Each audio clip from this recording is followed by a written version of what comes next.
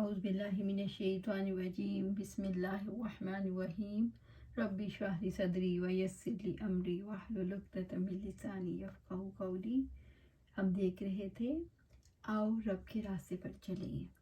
میں جب کبھی تصور کرتی ہوں تو مجھے لگتا ہے شیطانی پنجے ہیں جو ہر ایک کے دماغ میں کھڑے ہوئے ہیں۔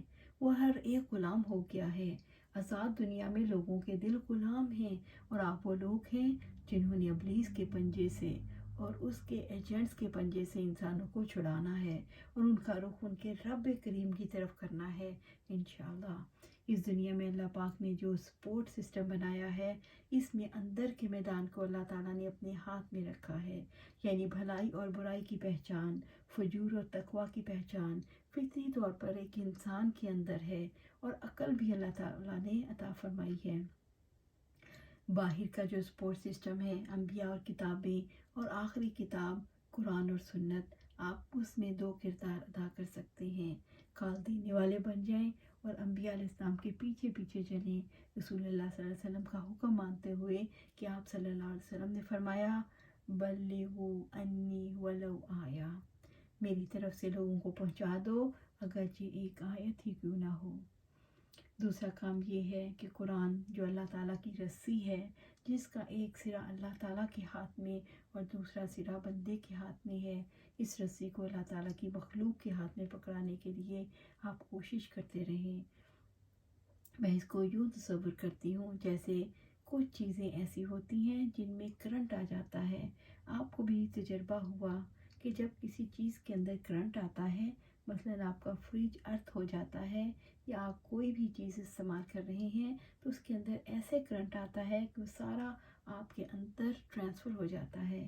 میں اس مثال کو ضرور آپ کے سامنے واضح کرنا چاہوں گی کہ وہ کرنٹ جو باطل کی تعلیمات کی وجہ سے اب ہر ایک کے بدن میں دوڑتا ہے۔ ابلیس نے جو ہلاک کر دینے والی، تباہ کر دینے والی بجلیاں انسانوں کے اندر بھر دی ہیں، ان کو اس سے بچانے کے لیے داعی اللہ کو اگر براہ راست ڈائریکٹلی ان کو چھو لیتا ہے تو کرنٹ اس کے اندر بھی آتا ہے۔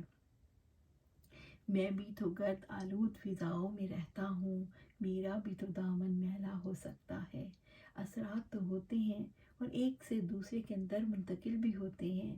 اللہ تعالیٰ کے رسول صلی اللہ علیہ وآلہ وسلم نے فرمایا،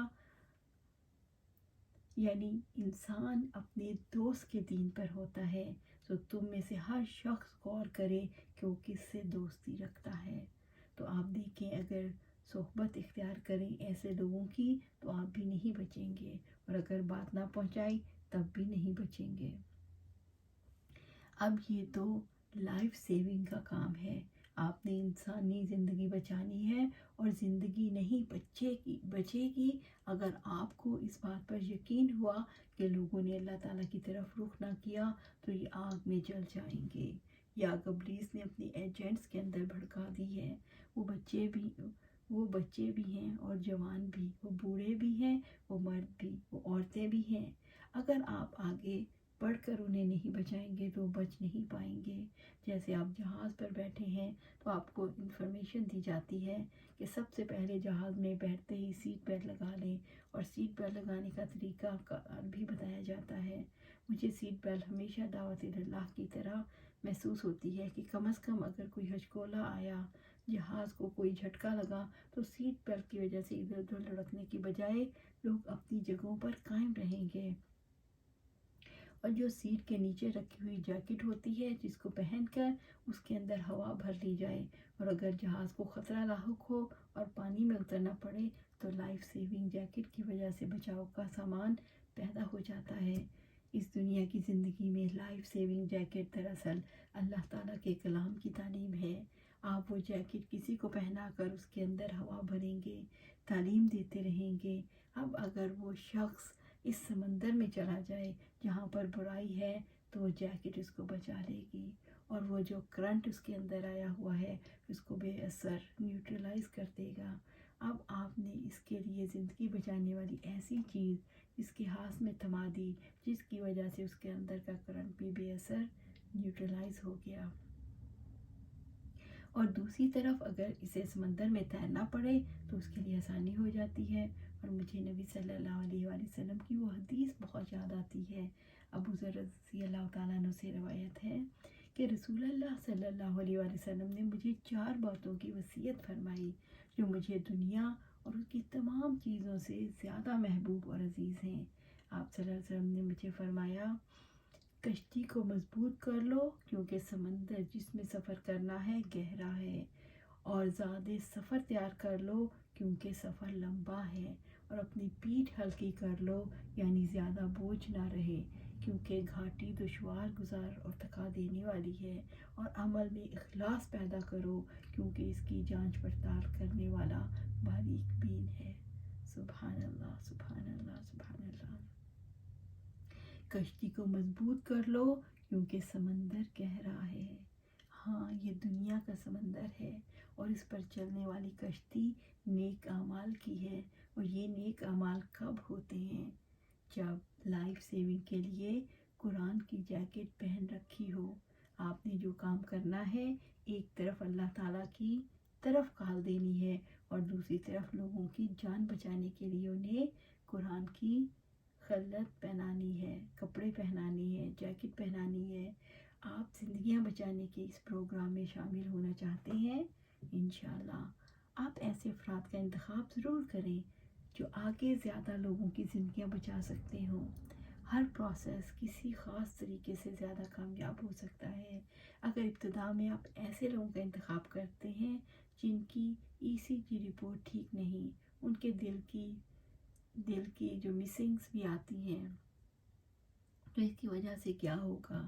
یعنی کیا وہ اپنی جان بچائے گا؟ ابھی تو اسے خود بہت میڈیسن کھانے کی ضرورت ہے، اس کا دل ہی خراب ہے، اس کا دل خطرے میں ہے۔ اگر آپ ہارٹ پیشنٹ کو پہلے نمبر پر دعوت دیں گے، دعوت تو ضرور دیں، لیکن ایسے لوگ پہاڑ کی چڑھائی نہیں چڑھ سکتے۔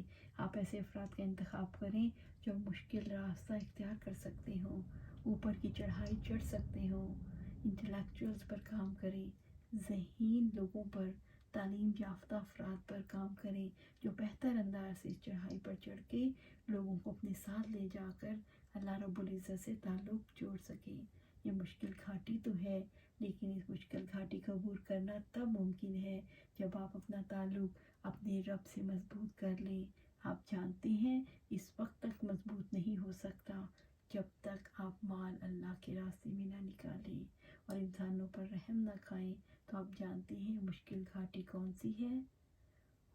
اور کیا تم جانو کہ کیا ہے وہ دشوار گزار گھاٹی؟ کسی گردن کا چھڑانا، یا بھوک والے دن کھانا کھلانا، کسی رشتہ دار یتیم کو یا خاک نشین محتاج کو۔ سورۃ البلد آیات 12 سے 16۔ کسی گردن کو چھڑانا، مجھے تو یوں لگتا ہے ساری گردنیں آج غلام ہیں۔ آپ کو محسوس نہیں ہوتا؟ سب کے ذہن کیپچرڈ ہیں اور ان کو آپ آزاد کروانا چاہیں گے تو اس کوشش میں ظاہر ہے مال بھی لگے گا۔ تو جب آپ اس کے لیے مال لگائیں گے، یا بھوک والے دن کھانا کھلانا کسی رشتہ دار یتیم کو یا خاک نشین محتاج کو، تب آپ کے لیے زیادہ ممکن ہو۔ آپ جب انسان کے ہمدرد بن جائیں گے، تب آپ کے دل کے اندر انسانوں کو بچانے کا درد پیدا ہوگا، پھر آپ کے لیے بچانا مشکل نہیں رہے گا انشاءاللہ۔ یہ ایک سفر ہے اور ہمیں ہر سفر کی تلاش ہے، ہمیں ہم سفروں کی تلاش ہے، اور یہ سفر وصول اللہ کا ہے، اللہ تعالیٰ تک پہنچنا ہے۔ یہ اللہ تعالیٰ کا راستہ ہے اور اس پر چلنے والا اللہ تعالیٰ کے راستے کا مسافر ہے۔ سارے ہی انبیاء نے کال دی تو انہیں ایسے لوگوں کی ضرورت تھی جو جنت میں جانے کے خواہش مند ہوں، اور اللہ پاک نے بھی کال دی۔ جنت میں جانے والے افراد کی خصوصیات کیا ہیں؟ وہ انسانوں پر رحم کھاتے ہیں۔ ہم یہی آج کا سلسلہ ختم کریں گے، اور ہم نے اپنے ارد گرد کوشش کرنی ہے کہ دعوت اللہ کا کام تیزی سے جاری کریں۔ اللہ سبحانہ تعالیٰ ہمیں اس میں کامیابی عطا فرمائے اور دعوت اللہ کے لیے چن لے اور ہمیں اس پر گامزن کر دے اور اس میں ہمیں کامیابی عطا فرما۔ آمین یا رب العالمین۔